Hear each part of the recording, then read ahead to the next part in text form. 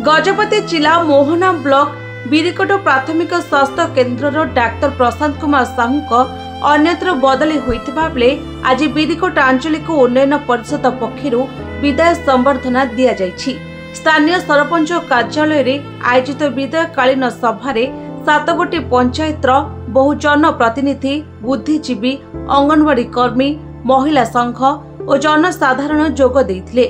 विदायी doctor Prashant Kumar Sahu 2010 मसीह बिरिकोट medical जोग देइथिले।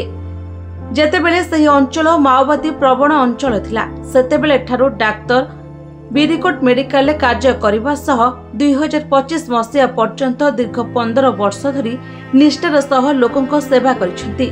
तांको समय रे गर्भवती महिला माने अधिक सेवा पाइबा सह सुरक्षित प्रसव करि पारुथिले। तांकर एभली सेवा को अंचलवासी केबे भूली पारिबे नहीं बोली कहिसंती स्थानीय बुद्धिजीवी। ए विदायकालीन सभारे लोके कांदी कांदी विदाय देउतबा देखिबाकू मिलिछि।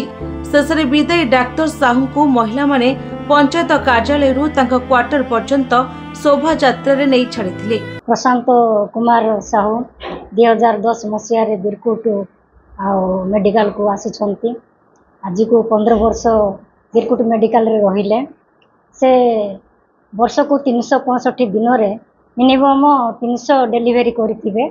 से 300 डेलीवरी जो प्रकार करिसंती आमे एरिया अंचलवासी भूली पारिबन कि अंगनवाड़ी कर्मी हो कि आशा कर्मी हो कि माँ माने जो डेलीवरी माँ माने से माने भूली पारिबेने सार को जो द्वारा से द्वितीय भगवान है कि हमको बंचई छंती। आ तेणु सरकार जदि चाहिए पुनर्बार सार को बिरकोट मेडिकल को देथिले आमे समस्त उपकृत होइथां।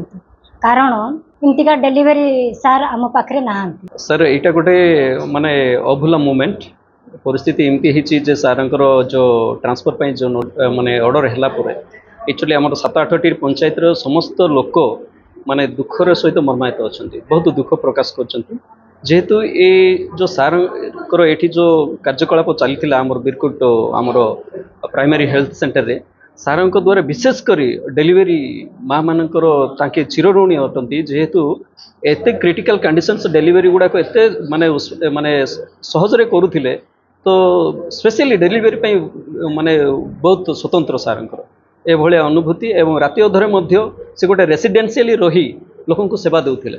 राति 12 रे उठांतु राति 2 रे उठांतु से जे कोनोसी मुहूर्त रे जे कोनोसी समय रे से एठी ही रहि जाउथिले। 2010 रु 2025 पर्यंत दीर्घ 15 वर्ष से एटा घर बोली भाबिथिले।